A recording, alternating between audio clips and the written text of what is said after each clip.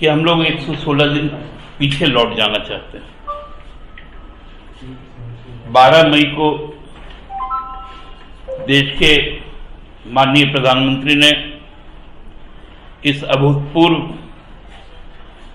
संकट काल में एक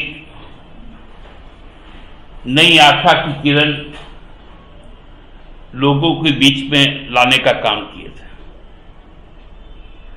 अचानक 12 मई को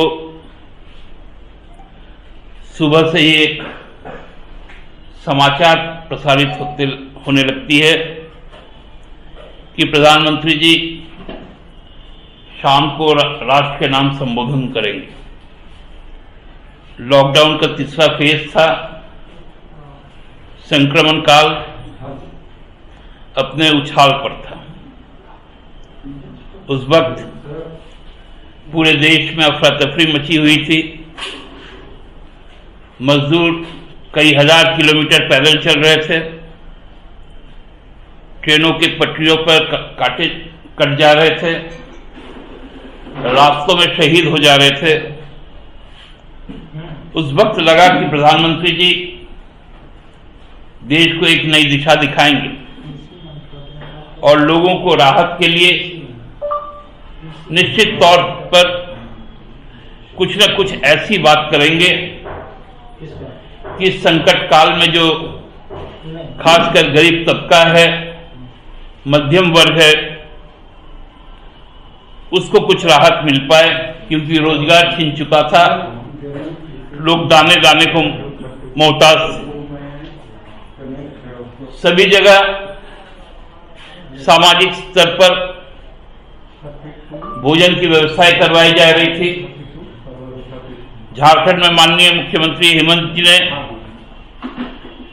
थानों के माध्यम से, दीदी किचन के माध्यम से कोई भूखा न सोए, इस व्यवस्था में लगे हुए थे। तो उस वक्त 12 मई को आकर माननीय प्रधानमंत्री जी ने सबसे पहले कहा कि इस अभूतपूर्व संकट के मुकाबले के लिए केंद्र सरकार देश को 20 लाख करोड़ रुपए का राहत पैकेज देती। एक ऐसा राशि था जिसकी कल्पना करने से ही दिल बाग बाग हो जाता था कि लगभग 150 करोड़ के इस देश में यदि 20 लाख का पैकेज आता है तो सबके चेहरे पे खुशियां आएंगी, समृद्धि तो आनी ही है। उन्होंने कहा कि वोकल फॉर लोकल, और 5 चीजें उन्होंने बताई। पहला, इकोनॉमी पे बात किया, दूसरा इंफ्रास्ट्रक्चर पे बात किया, तीसरा सिस्टम पे बात किया, चौथा डेमोग्राफी पे बात किया, और 5वां डिमांड पर बात किया। लगभग घंटे भर प्रधानमंत्री जी बोले, 20 लाख का पैकेज भी आया। उसमें साथ साथ उन्होंने कहा कि इसका जो डिवीजन हो, ये कल से फिनांस मिनिस्ट्री की तरफ से आपको सूचना दी जाएगी। फिर हर रोज भारत के माननीय वित्त मंत्री महोदया शाम को 4 बजे आने लगी, और जब उन्होंने फिगर पढ़ना शुरू किया 20 लाख का, तो हम लोग अचंभित हो जा रहे थे। उन्होंने कहा 3 लाख करोड़ रुपए एमएसएमई को बिना गारंटी का लोन देंगे, 30,000 करोड़ रुपए एनबीएफसी, एचएफसी, एमएफआई को देंगे, बिना गारंटी का देंगे। 20,000 करोड़ रुपए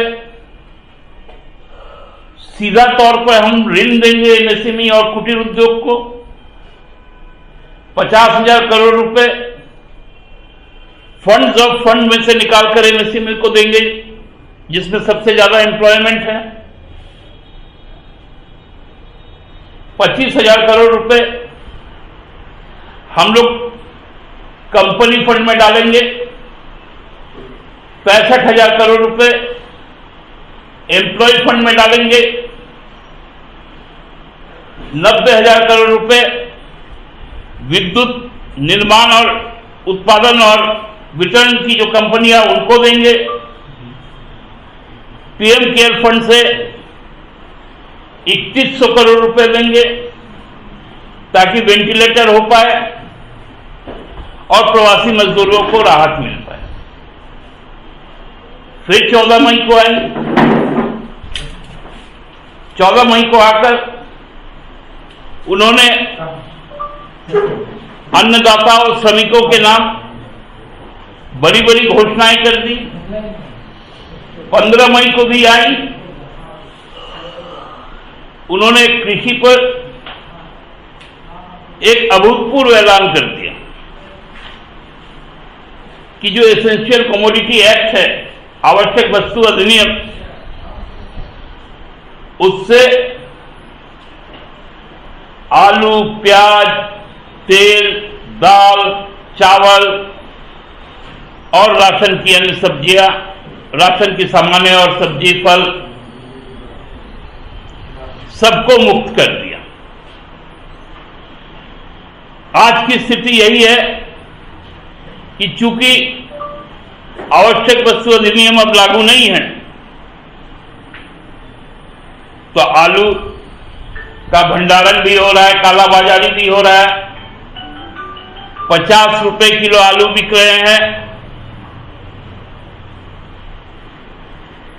100 रुपए तक टमाटर चल गया है। 35 से 40 रुपए प्याज की कीमत है।